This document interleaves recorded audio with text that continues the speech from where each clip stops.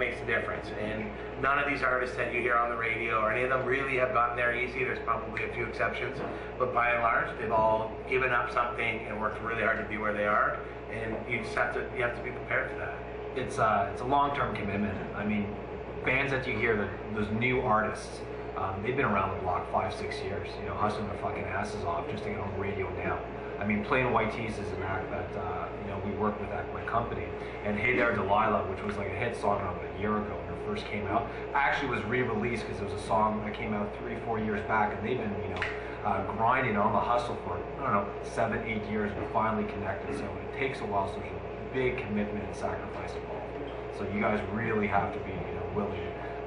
You know, and most of the time, like, is this ever going to end? Is this ever going to happen? It takes a while for all the ducks to line up in a row. But if it's good enough, it'll happen. You sort of need that "I will die with a guitar in my hand" motto. Because if not, maybe you should, and this may sound like a dick, but just play as a hobby. Do a band. Yeah, and I don't think there's anything wrong with it. There's absolutely nothing wrong with it. And I meet people all the time. I was like, yeah, I was in a band. And it was sort of like, we don't want to do it. We just play for fun, man, and we love it. And I know a lot of very happy people, friends of mine, who just play once in a while and decide not to sit in a smelly band for 5-10 years, because that's fun. I wish we could do that as booking agents. Yeah. Can't book people directly out of the hobby, I don't think. A lot less stress. Great. So far so good, everyone? Everyone? I have a question. What's the hockey score? Yeah, I have a question. What's the score? And 3 vodka waters? Seriously? If anyone wants to ask a question for the illustrious group, there's a mic right up here. Jump up. You can adjust it. There's probably some singers here who can figure that out. Come on up and ask some questions. Let's get this firing off. We're not kidding. Finally get to lift it instead of bringing it down, eh? Good, you in mind. Thanks, buddy. Okay, my name's Ben. I'm in a band called Bluestone in Ottawa. And basically my biggest question for you guys is, we are, we all do everything ourselves. We do our booking, we do our touring, we do our radio tracking. We do it all ourselves. We work 80 hours a week each on just the band. That's our full-time job. As you say, but the problem is we did a tour across Canada last year, and we're doing a tour across Canada this year again. So it's second time. And the thing is I'm trying to get to is, how do we get from touring Canada, like 4 months out of the year in pubs, which sometimes are great, you get 400 people, and sometimes you get 4, you know? But how do we get from there to getting to you guys and saying, hey, like, or getting you guys and get to opening acts for like the upcoming bands or stadiums or festivals? Like this time we're trying to hit festivals, but I want to know how to get to you guys and get to like opening acts or in the bigger spots, you know? You need to be playing the right room. So when you say we're playing a pub, there's different variations on a pub, but I get that there are some pubs, especially out west, where it's sort of like, we'll pay you $500 for live entertainment. And the place is going to be rammed, because the place is rammed every night, because drinks are super cheap kind of thing. But those aren't, like, it's not the people in those pubs that are going to be contacting us. It's sort of playing the right rooms. And I don't know which rooms you are playing, but it's sort of, it's being strategic and at least working your way up to playing the right room. So in Toronto, I don't know if you, I mean, the Horseshoe is sort of the rock. There's a rock mecca of where to go, and if that place gets sold out, not even sold out, well attended, great show, we're all hearing about it the next day. Like, Chip, band came out of nowhere, a place was packed, this was awesome.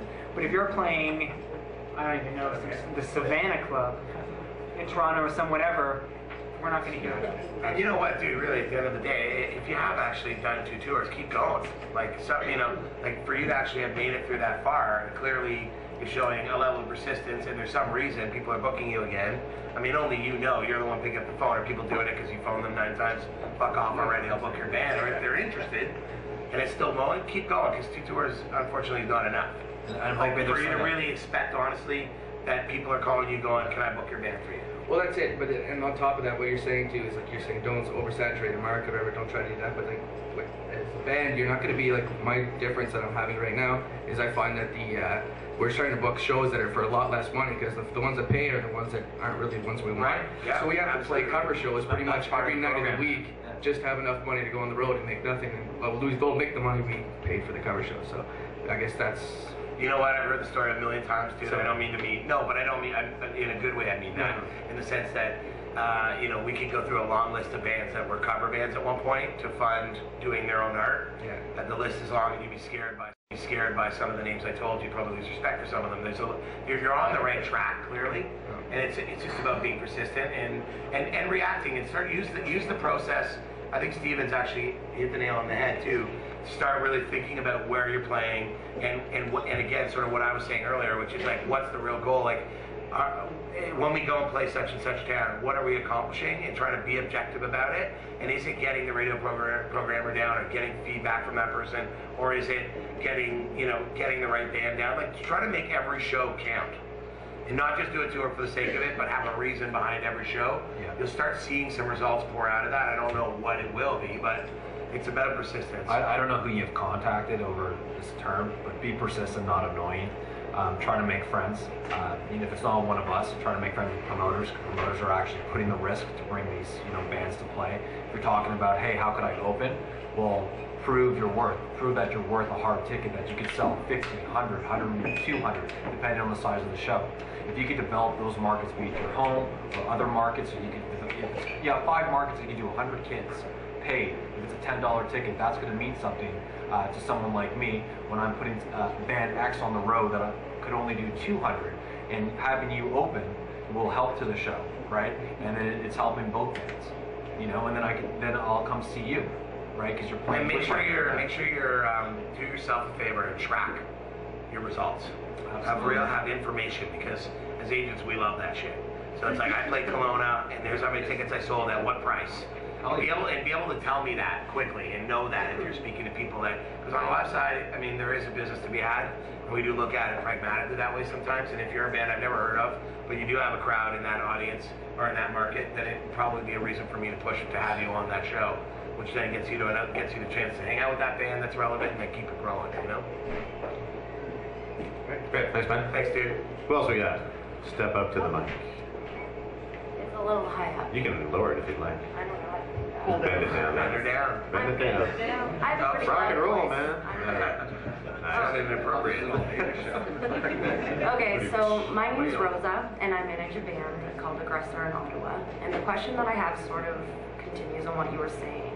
Let's say they do sell out, starting with 50 people, 100, 200.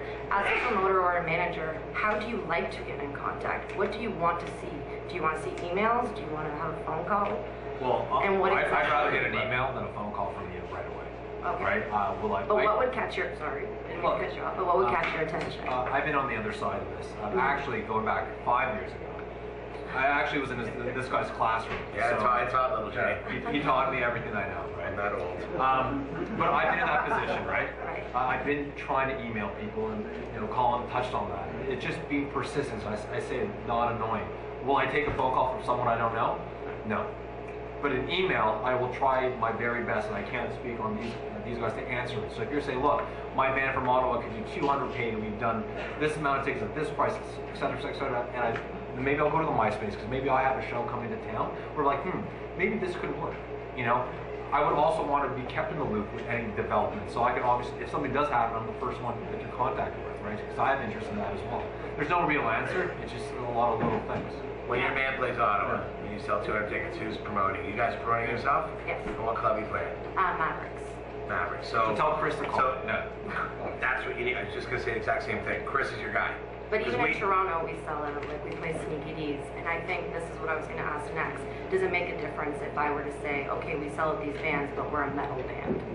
No. No? No. Because I find that, I don't know. I mean, I don't. not speaking on your behalf, but I find that there's a lot of, as soon as people hear the term metal, it's like... I mean, our company in particular has a pretty overwhelming amount of metal artists on the roster. I wouldn't say I'm the agent for it per se, but there's an absolutely viable touring circuit for metal bands. There's people that want to see it, people that pay money to see it.